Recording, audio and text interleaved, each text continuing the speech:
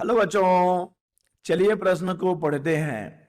दो रेलगाड़ियां 108 किलोमीटर प्रति घंटा की चाल से एक दूसरे को क्रॉस करती हैं। उनमें से एक गाड़ी सीटी देती है जिसकी आवृत्ति 750 प्रति सेकंड है।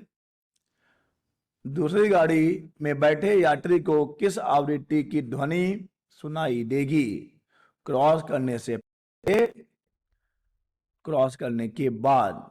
तो चलिए बच्चों, सबसे पहले हम लिख लेंगे मूल अवधारणा जिस पर कि बच्चों यह प्रश्न आधारित है। तो बच्चों यह प्रश्न आधारित है ध्वनि में डॉपलर प्रभाव पर। ध्वनि में डॉपलर प्रभाव।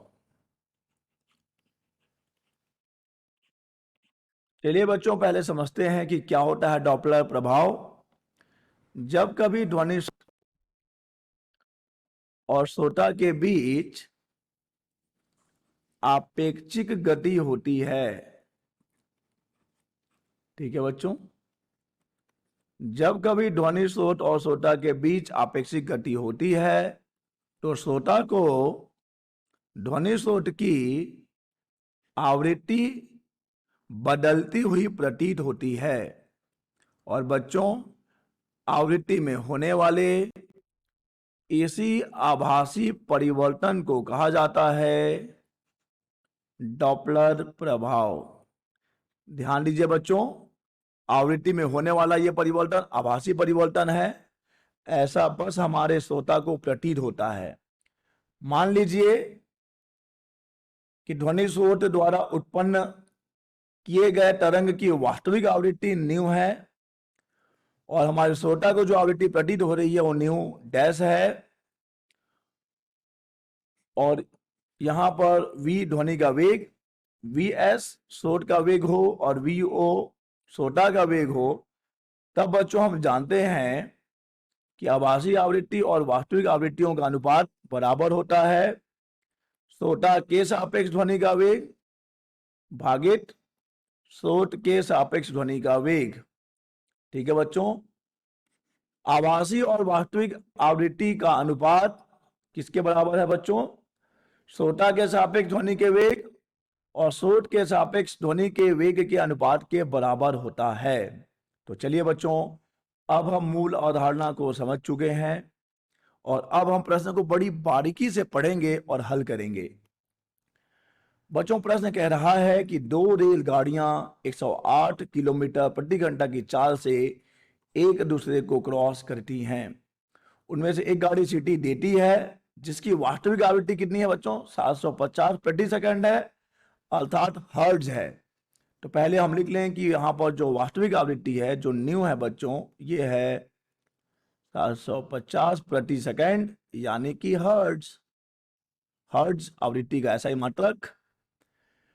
बच्चों, दो रेलगाड़ियां हैं, एक सीटी बजा रही है तो दूसरे गाड़ी में जो बैठे यात्री हैं वो श्रोता हो जाएंगे। तो चलिए, ये रहा हमारा पहला ट्रेन जिसे हम ध्वनि स्रोत ले रहे हैं।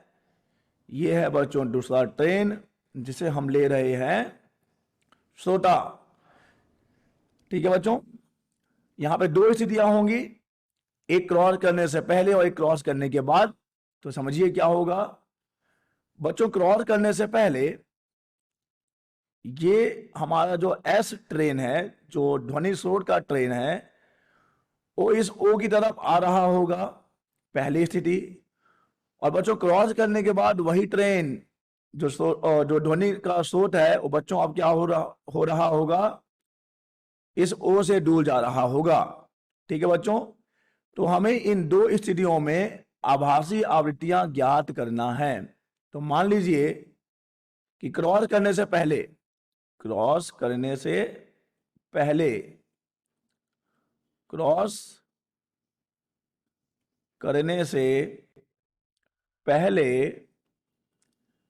ठीक है बच्चों, चूंकि यहां पर ध्वनि का स्रोत क्या हो रहा है, श्रोता के पास आ रहा है, तो इस स्थिति में चलिए हम मान लेते हैं कि आभासी आवृत्ति न्यू 1 है और बच्चों दूसरा है क्रॉस करने के बाद, क्रॉस करने के बाद। चलिए मान लीजिए बच्चों की क्रॉस करने के बाद की जो आभासी आवृत्ति है वो है न्यू 2। तो बच्चों हमें करना क्या है, हमें इन्हीं दो आवृत्तियों का मान ज्ञात करना है। ठीक है बच्चों, और यहाँ पर दे दिया गया है वास्तविक आवृत्ति। और बच्चों एक जो है चीज और प्रश्न में दिया गया है, रेलगाड़ियों का वेग दे दिया गया है बच्चों। ठीक है, और ध्यान दीजिए यहाँ पर हमारी जो दूसरी ट्रेन है, जो श्रोताओं की ट्रेन है, वो भी स्थिर नहीं है बच्चों, वो भी गतिमान होगी। ध्यान दीजिए वो भी गतिमान होगी। तो ये जो पहली स्थिति रही होगी उस दिशा में, तो ये उस ट्रेन के पास ही आ रही होगी, एस के पास आ रही होगी, लेकिन दूसरी स्थिति में ये इस वाले ट्रेन से दूर जा रही होगी। और आपको मालूम है कि ध्वनि का वेग हम सदैव किधर लेते हैं बच्चों, स्रोत से श्रोता की ओर लेते हैं। तो पहली स्थिति में ध्वनि का वेग कुछ इस प्रकार से है, और दूसरी स्थिति में ध्वनि का वेग बच्चों हम इस प्रकार लेंगे। वेग की दिशा, ध्वनि का वेग तो v ही रहेगा, दिशा पे ध्यान दीजिए। तो चलिए बच्चों हम दोनों ही स्थितियों में आभासी आवृत्तियां ज्ञात कर लेंगे। बच्चों पहली स्थिति की बात करते हैं। पहली स्थिति की बात हो रही है स्थिति नंबर 1, क्रॉस करने से पहले की बात हो रही है बच्चों। ठीक है बच्चों, क्रॉस करने से पहले वाली स्थिति ये है, देखिए यहां से लेके यहां तक ये क्रॉस करने से पहले की स्थिति है। और इस स्थिति में हमने आभासी आवृत्ति ली है न्यू 1। तो यहां पर बच्चों न्यू 1 बटे न्यू बराबर हो जाएगा v plus minus v o भागित v plus minus v s. बच्चों हमें लेना होता है श्रोता के सापेक्ष ध्वनि का वेग, और नीचे लेना होता है बच्चों स्रोत के सापेक्ष ध्वनि का वेग। देखिए बच्चों हम आपेक्षिक वेग कैसे ज्ञात करेंगे, अगर हम यहां देखें तो वी एस और v दोनों एक ही दिशा में है। तो यहां पर आपेक्षिक वेग के लिए हमें दोनों को माइनस करना होगा। परंतु बच्चों यहां पर ध्वनि के वेग और इस श्रोता के वेग को देखिए, दोनों विपरीत दिशा में है। तो यहां पर आपेक्षिक वेग के लिए हम दोनों को जोड़ेंगे बच्चों। तो ये हो जाएगा उस स्थिति में जब ध्वनि का स्रोत और श्रोता एक दूसरे की ओर आ रहे हैं, एक दूसरे की ओर गतिमान हैं। ठीक है बच्चों, तो यहां से आगे बढ़िए, न्यू 1 बराबर हमें मिल जाएगा nu v plus v naught भागित v माइनस वी एस। चलिए बच्चों हम यहां मान रख दें, यहां पर वी ओ और वी एस का मान रख देंगे। और बच्चों दोनों का ही मान हमें दिया गया है, वी ओ और वी एस दोनों का ही मान बच्चों कितना है, 108 किलोमीटर प्रति घंटा है बच्चों, 108 किलोमीटर प्रति घंटा, किलोमीटर प्रति घंटा है बच्चों। तो पहले हम इसे बदल लेंगे मीटर प्रति सेकंड में। उसके लिए हमें बस करना ये होगा कि 5/18 से गुणा करना होगा बच्चों। ठीक है, तो जब हम इसे हल कर लेंगे तो हमारे पास जो वेग आएगा बच्चों, ये आ जाएगा 18 छक्का हो जाएगा ये, तो 6×5 30, यानी ये बच्चों ये आ जाएगा 30 मीटर प्रति सेकंड। ठीक है बच्चों, और ध्वनि का वेग हमें मालूम है, ध्वनि का वेग हम लेंगे 330 मीटर प्रति सेकंड। तो चलिए बच्चों इस वाले सूत्र में हमें मान रखना है। तो हमें मिल जाएगा न्यू 1 बराबर न्यू, जो कि वास्तविक आवृत्ति है बच्चों 750 हर्ट्ज।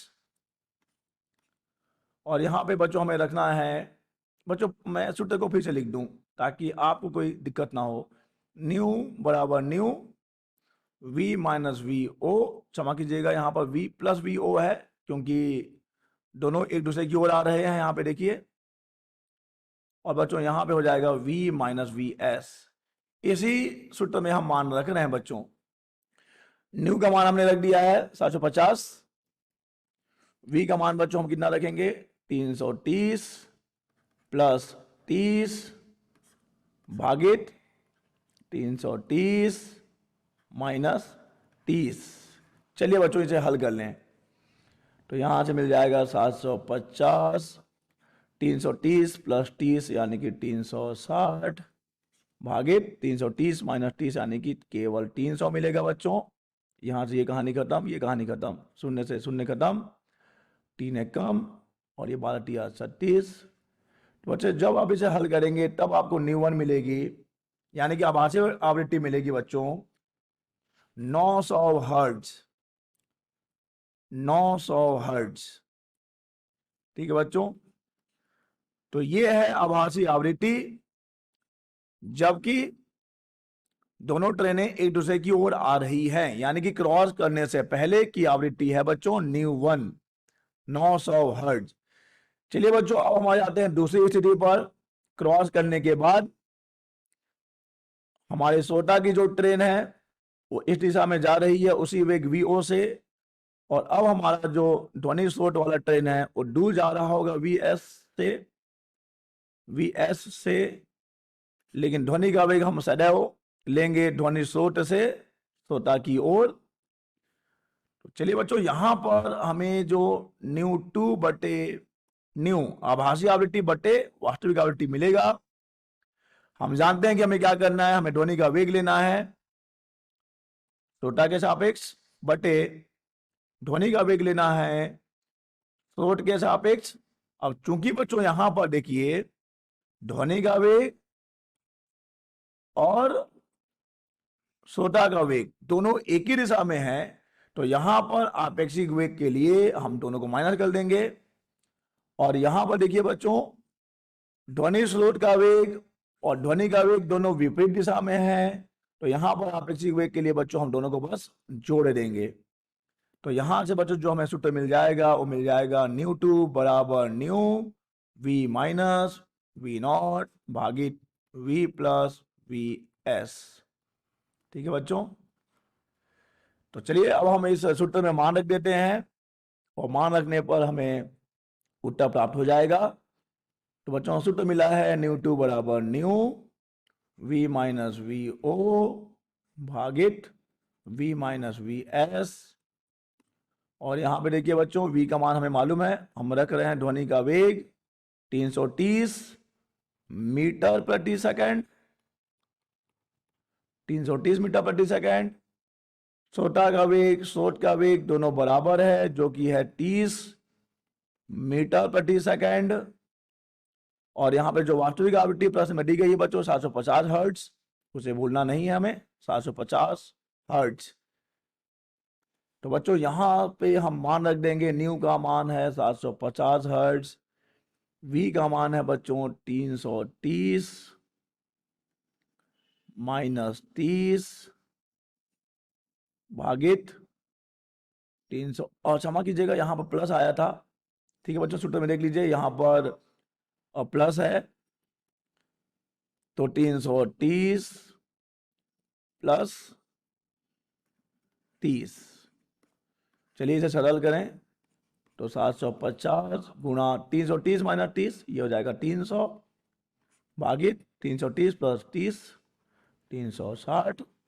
चलिए अब काटा पीटी करें, शून्य से शून्य खत्म, ठीक है बच्चों। ये हो जाएगा 10 तिया 30, ये हो जाएगा 12 तिया 36। तो बच्चों इसे हल करने पे हमें न्यू टू बराबर मिलेगा 625 हर्ट्ज, 625 हर्ट्ज। तो बच्चों हमें दोनों ही स्थितियों में आभासी आवृत्तियां मिल गई हैं। क्रॉस करने से पहले की आभासी आवृत्ति कितनी है बच्चों 900 हर्ट्ज है, और क्रॉस करने के बाद की आभासी आवृत्ति है बच्चों 625 हर्ट्ज। चलिए बच्चों अपने उत्तर की पुष्टि करें। बच्चों ये है स्रोत, ये है श्रोता, वास्तविक आवृत्ति बच्चों है 750 हर्ट्ज। और देखिए बच्चों जब ट्रेन आ रहा होगा, दोनों ही ट्रेन जब एक दूसरे के पास आ रहे होंगे, जब ध्वनि का स्रोत और श्रोता जब दोनों एक दूसरे के पास आ रहे होंगे, यानी कि क्रॉस करने से पहले की बात हो रही है बच्चों, तो इस स्थिति में जो हमें आभासी आवृत्ति मिली है वो 900 हर्ट्ज मिली है बच्चों, जो कि वास्तविक आवृत्ति से ज्यादा है। और हम जानते हैं कि जब ध्वनि स्रोत और श्रोता एक दूसरे की ओर आ रहे होते हैं तो आभासी आवृत्ति वास्तविक आवृत्ति से ज्यादा होती है। ठीक है बच्चों।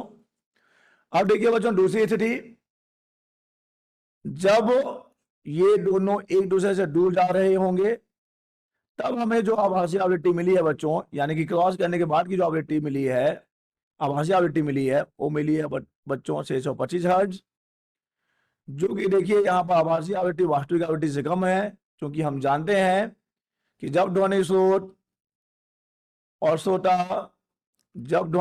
श्रोता एक दूसरे से दूर जा रहे होते हैं बच्चों, तब आभासी आवृत्ति क्या हो जाती है, वास्तविक आवृत्ति से कम हो जाती है।